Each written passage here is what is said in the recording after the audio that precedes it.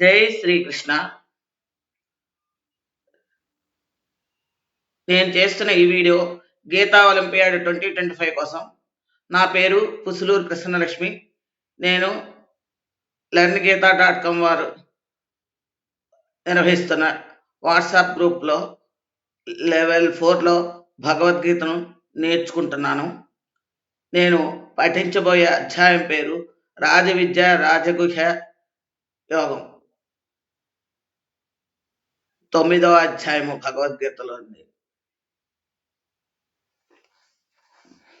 ఓం శ్రీ పరమాత్మనే నమః. శ్రీమద్భగవద్గీతా అథ నవమోऽధ్యాయః. శ్రీభగవానువాచ ఇదం తు తే గుహ్యతమం ప్రవక్ష్యామ్యనసూయవే జ్ఞానౌ విజ్ఞానసహితై యజ్ఞాత్వా మోక్షసే శుభాత్. రాజవిద్యా రాజగుహ్యం పవిత్రమిదముత్తమం ప్రత్యక్షావగమనం ధర్మ్యం సుసుఖం కర్తుమవ్యయం. అశ్రద్ధధానాః పురుషా ధర్మస్యాస్య పరంతప అప్రాప్య మాం నివర్తంతే మృత్యు సంసారవర్త్మని. మయా తతమిదం సర్వం జగదవ్యక్తమూర్తినా మత్సాని సర్వభూతాని న చాహం తేష్వస్థితః న చ మత్సాని భూతాని పశ్య మే యోగమైశ్వరం. భూతభృన్న చ భూతస్థో మమాత్మా భూతభావనః. యథాకాశస్థితో నిత్యౌ వాయుః సర్వత్ర గో మహాన్. తథా సర్వాణి భూతాని మత్సామీత్యుపధారయ. సర్వభూతాని కౌంతేయ ప్రకృతి యాంతి మామికాం. కల్పక్షయే పునస్తాని కల్పాదౌ విసృజామ్యహం. ప్రకృతిం స్వామ్యవస్తభ్య విసృజామి పునః పునః. భూతగ్రామమిం కృష్ణం అవశం ప్రకృతేర్వశాత్. న చ మాంతాని కర్మాణి నిబధ్నతి ధనంజయ. ఉదాసీనవదాసీనం అసక్తం తేషు కర్మసు. మయాధ్యక్షేణ ప్రకృతిః సూయతే సచరాచరం. హేతునానేన కౌంతేయ జగద్విపరివర్తతే. అవజానంతి మాం మూఢా మానుషీం తనుమాశ్రితం. పరం భావమజానంతో మమ భూతమహేశ్వరం.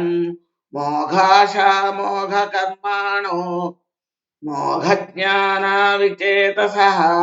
రాక్షసీమాసురీం చైవ ప్రకృతిం మోహినీం శ్రితాః. మహాత్మానస్తు మాం పార్థ దైవీం ప్రకృతిమాశ్రితాః. భజంత్యనన్యమనసో జ్ఞాత్వా భూతాదిమవ్యయం. సతతం కీర్తయంతో మాం యతంతశ్చ దృఢవ్రతాః.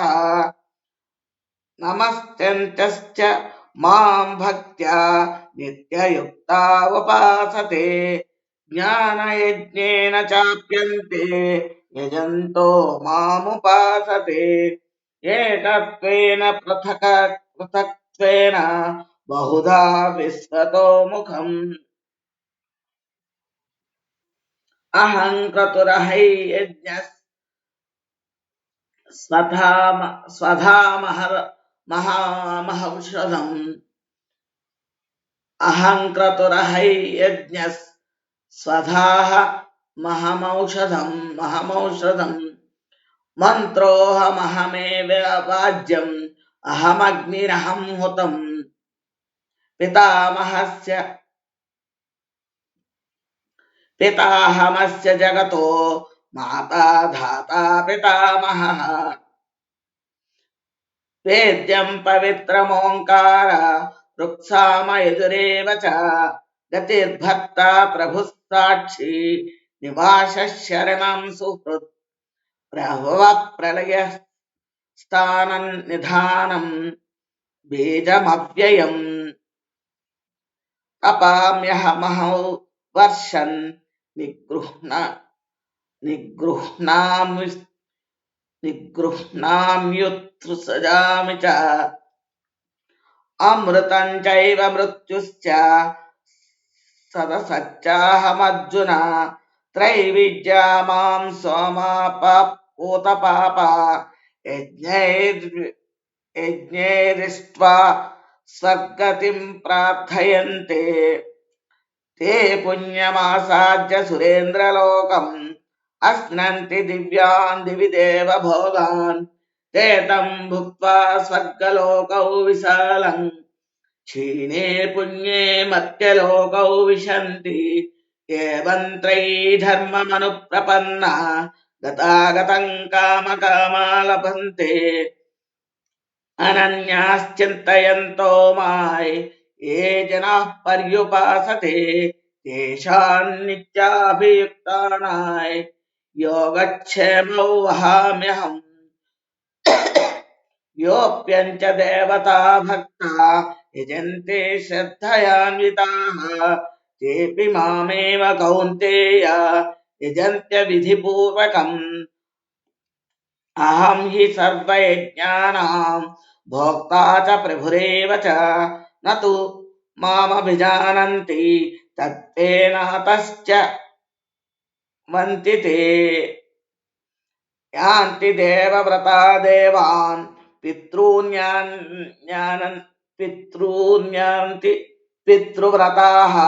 भूतानि यान्ति भूतेज्या यान्ति मद्याजिनोऽपि माम् पत्रं पुष्पं फलं तोयै यो मे भक्त्या प्रयच्छति तदहं भक्त्युपहृतम् अश्नामि प्रेतात्मनः यत्करोषि यदश्नासि यज्जुहोषि ददासि यत्तपस्यसि कौन्तेय तत्कुरुष्व मदर्पणम् शुभाशुभफलैरेवं मोक्ष्यसे कर्मबन्धनैः सन्न्यासयोगयुक्तात्मा विमुक्तो मामुपैष्यसि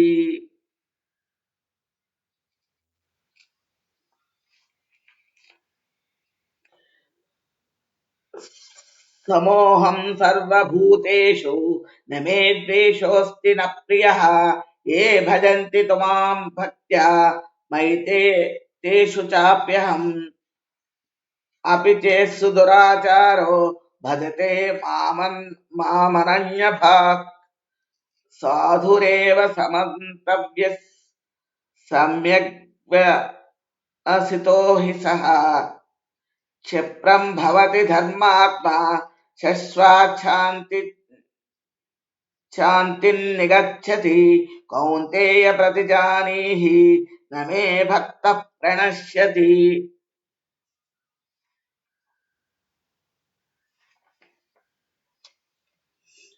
मां हि पार्थव्यप्राश्चित्य येऽपि स्युः पापयोनयः स्त्रियो वैश्यास्तथा शूद्राः तेऽपि यान्ति परां गतिम् किं पुनर्ब्राह्मणाः पुण्या भक्ता राजर्षयस्तथा अनित्यमसुखल्लोकम् इमं प्राप्य भजस्व मां मन्मना भव मद्भक्तो मद्याजीमान् नमस्कुरु मामे वैश्यसि युक्तैवम् आत्मानां मत्परायणयः ॐ तत्सदिति श्रीमद्भगवद्गीतासूपनिषत्सु ब्रह्मविद्यायां योगशास्त्रे श्रीकृष्णार्जुनसंवादे राजविद्या राजगुह्ययोगो नाम नवमोऽध्यायः। ఈ రాజవిద్య రాజగుహ్య యోగంలో ఉన్న మొత్తం శ్లోకాలు 34. నవమోధ్యాయం సంపూర్ణం. ఓం శ్రీకృష్ణార్పణమస్తు.